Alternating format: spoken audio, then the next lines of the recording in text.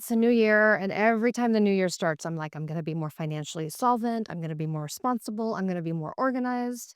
Everybody, think most everybody has that approach. And now's the time. Isn't it go time? I think we all do with our goals, right? Yes. I always like the people that are 2 weeks in and they're like, "Well, I'm gonna save that for Well, did 2026." you hear about Quitter's Day? Yeah, Like 2 weeks into January, and everybody quits all their resolutions? I like it because the gym thins out. Yeah, right. Of course. But it's hard to stay on track. Everybody has It good is. intentions, but it's hard to keep it Yeah, going. yeah. I think the very best thing if you were looking at your finances, um, we've closed out 2024. Hmm. There are still some minor things that you can do that would change your tax situation for 2024, but for the most part, as soon as it switches over to 2025, most of what you can do in 2024 is wrapped up. So if I were sitting here the first part of January, the thing that I was thinking about, that you were talking to me about it earlier, you know what I do? I would go get my tax return from 2023 Okay. and I would go get my financial statements from all of my investments. You should be getting your year-end reports. And I would get my 2023 tax return and my current financial statements, and I would just go through and read them. And I would just figure out, I would assess, has 2024 turned out the way I thought? And then looking at 2023's tax return, assess if it's going to look exactly the same. Because if 2023 ends up looking exactly like 2024, it means that you've probably changed very little. Mhm. You think about your income's probably very similar. Investment returns from 23 to 24 are probably going to be pretty similar. Right. And if it all looks exactly the same and you're still paying a ton in taxes, you let another year go by. And you might want to think to yourself, okay, when I do my tax return this year, I'm going to set an appointment with my accountant, with my tax preparer. I'm going to make sure that I am tax efficient this year. If I was looking at my investments, I would get them out and I would say, I'm going to go meet with my financial advisor. Did this investment perform the way that I thought? One of the best times, like I said, most people are gathering their financial information for tax purposes, Mhm. right? Between January and February, most people are getting all of their info. It is an ideal time to really assess 23 to 24, what changed. Did I do some good things? And if not, are you gonna just let 24 turn into 2025 and still And then if 26 and and you 27. keep talking just like a lot of people on whatever their goals are. Right. They have dreams and they have wishes, but they're really not goals. Goals have action to them. So that's what I would do. What do people need to do to be strategic? I think people, you know, fill out their W-2, they have the basic deductions, and sometimes that's all there is to it. What can we do to be more strategic and pay less in Very, taxes? very first thing I do is I would determine what tax bracket I finish in. That'd be my very first thing. I would want to Do you know. think most people know? I don't think most people know. In fact, I don't think most advisors know. If you said, "Hey, just reel off for me tax brackets," Yeah. I don't think I know. I don't think you yeah, do you know what your standard deduction is? Like, there's just No. some basic things that if you become aware of them, Mhm. then it starts changing your decision making. And our clients are so vast. We have blue collar, just wage earners, all the way up to very wealthy individuals. And what I watch is awareness because no two clients in their scenarios are never the same. Right. But I can gauge who is savvy, who's monitoring, people that are not monitoring at all. They're basically taking it as it comes. Mm. And I think a good plan is one, identifying where you are, and then identifying what opportunities and what things that you can proactively do to make changes. I promise you this, we'll probably have a couple of TV stations call in April, and it will be April 14th, and they'll do a segment on what can I do for Is taxes. one this one day before taxes are due, Right. right. And you know what you can do is almost nothing. You can contribute to an IRA possibly. You can be more organized for the following year. That's really all you can do at that point. That's all you can do. And Yeah. and like I said, what's really a cool thing about setting goals in January, I love it. I love the fact it's a great time to reset. And like I said, I always like to look at the previous year and look at what my goals were and then how I actually did. And then it gives me a good frame of mind to then say, okay, what are my goals for 2025? I don't know that you should set every goal as attainable because it doesn't push you, Right. but you should have some goals. There are some things that you should say, okay, these are ones that I'm really going to hit. Health or fitness or, mental and education or in business or in your career. There's different segments where you can set those. And I think financially, if you don't know where you are, Hmm. it's really hard to set a goal for where you want to be. What can we do about charities and, just setting up ways where you can pay and do good and also be the beneficiary of, Yeah. like some advantages in that regard? I mean, anybody can. And there's some good strategies, especially if you've had a high income year, an unusually high. So we have business owners that sell their practices or sell their businesses. And those are years, if they have big windfall years, we'll use charitable giving as a way to really reduce the tax, especially if they're charities that they're going to continue to support year after year. So that's one great way. Retirees probably have some of the very best charitable giving strategies. So if you support a charity every single year and you also have an IRA, once again, going back to this IRA, traditional IRA type of thing, you can do qualified charitable donations and you can donate directly to a charity. And that income that you draw from that IRA is never, it goes as a qualified charitable donation and it's not included in your income. Which help their tax. It does, because it doesn't eat up you still get to write off certain things. Right. So you're always comparing your standard deduction versus your itemized.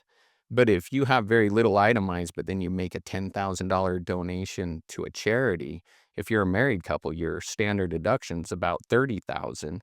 So it doesn't ever pass up. So you donate, let's say you have $15,000 in itemized deductions, you're still below 30.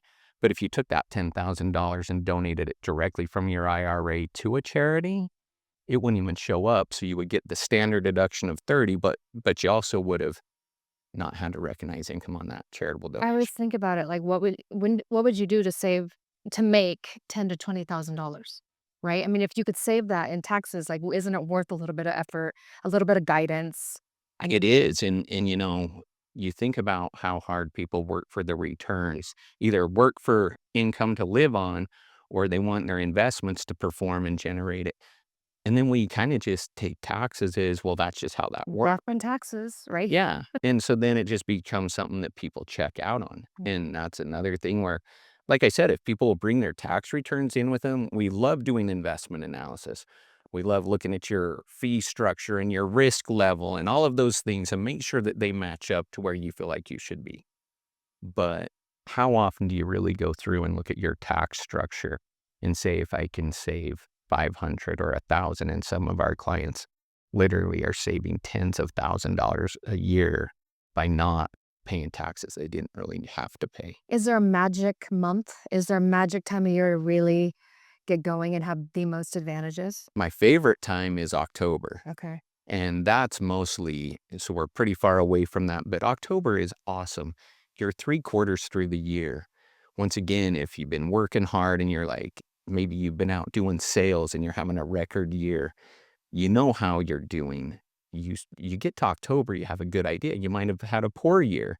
And so, things are not looking great. What a great year to convert money from IRA to Roth if you're in an unusually low tax Mm. bracket. So every October is usually our busiest time for Mhm. appointments. We call it proactive tax planning month. And we'll go out and we meet with the majority of our clients and we just look to see how the year's gone. You're only 90 days from the end of the year, so we can look at what's happening over the next 3 months, and then we can put together a proactive plan, and there's just a million different things that we can look at doing. What about bonuses? A lot of people get those big bonuses that are almost as big as their salaries sometimes, commission-based jobs or just Mhm. bonus structure jobs, and those are taxed higher than your regular income, right? Aren't they? Well, Or they're not, no, they're stacked on top. okay, So they feel like they're taxed higher, right. right? But, if you look at your bonuses, additional income, if you're borderline on the 12 to 22, that Mhm. bonus is gonna be taxed at 22 or 24 or even higher. I mean, it just goes up. So once again, you come in, you're like, the number of our clients, and especially on the business owner side or Mhm. people that do get large bonuses, we love meeting with them and starting to talk to them about strategies. What can we do? And depending on their investment portfolio, depending on what their nature is of donating to charity, there's just so many things, but Mhm. we start brainstorming. So, I mean, the worst thing in the world is just get your bonus and be like, well, that's how that works. Right, exactly. And how is it realistic to think you can get in the 12% tax bracket in retirement? Is that like a pipe dream or is it realistic? Do you work with somebody? Yeah, I mean, once again, it depends on your lifestyle and your net worth and how you've saved your money. But yes, it's very real. Probably 90% of our clients do not leave the 12% tax bracket when they are retired. Wow. Most of them are in higher tax brackets when they come to us, Huh? but they're still in their earning years. But it's really this year, for 2025, the rough number is about 137,000 that somebody can make if they're over age 65 and they're collecting income from Social Security. Then you can probably be about 137,000 and still stay in the 12% tax If bracket. you weren't getting help, how much does a retiree usually pay in taxes at that age? Um, Is it unusual, I guess, is what I'm asking, to be in the 12%? well, it's just unusual because a lot of people don't plan for it. Yeah. And when you don't plan, the government thrives on the people that don't plan. You don't plan, you plan to fail, right? There you go. But unfortunately, the complacent people are the ones that really fall victim to systems, right? The government knows, hey, they're never going to invest their money. They're just going to go put it in a bank account generating Mm. interest. And if you go look on in the tax system, interest is taxed as ordinary income. And so my eyes were opened early in my career. I had a cute gal. Her husband passed away. She came in. He had a $500,000 life insurance policy. And I said, "Well, what did you do with it?" And she said, "Well, I just went and put it in a CD at my bank." And so you think about $500,000 at the time, it was making about 5 to 6% in interest. That was like $30,000 in interest. She went from filing married because her husband passed. Now she was filing single. And so her tax brackets were cut in half, her write offs were cut in half, and her income went up by $30,000 because of the interest that was stacked on top. So, I mean, the system is just set up for people that don't plan and don't have a strategy. The tax system's really going to take advantage of Yeah, that. they do TurboTax, and to pay a little bit more, I mean, you can save so much money to get some Right. help. Yeah. I mean, I'm not a huge fan of people paying a ton to get their taxes done. I mean, I think a couple $100 is more than reasonable. Uh, and a lot of those just, you know, I I have an issue with a lot of these online tax things because they advertise free, and then before they've entered all their information, and then they still end up paying. So I think it's just better to find a good tax preparer, Right. a CPA or a firm that you can trust. Like I said, feel free to come in and talk to us. We'll walk you through. We have a strategic relationship with a firm that quite frankly, I don't think people should ever pay more than $200 to have their personal tax returns completed. I love that you can walk hand in hand with the firm that you do, Yeah. the CPA firm that you do Yeah. that works. Yeah. We'll actually do a proactive plan. We'll talk with the accounting firm, walk them through what we're expecting. And then what's unusual is we always do an exit meeting. Mm. Most people just go pick their taxes up from their guy and walk out the door without a lot of explanation. Usually there's a note that says, pay this payment or you're getting this refund, Right. but there's not a lot of detail. We like to spend time and do a walkthrough and say, "Hey, this is how your taxes were calculated."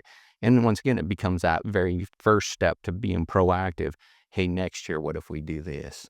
Remembering there's so much of it that your money, you have cash flow is a huge deal. Our first and foremost thing is always, do you have good cash flow? Right. Can you make ends meet? Is the month comfortable? Do you have money in emergency accounts? That type of thing. A lot of people will try to do some crazy tax things, but then it affects their cash flow, right? And they're like, well, I would, but I'm doing this thing for taxes and now I don't have any money. So what we want to do is we want to assess your cash flow need first. Then we want you to be tax efficient. And then the third thing is then we want to look at your investment portfolio. We want to look at your risk tolerance and then build it out from there.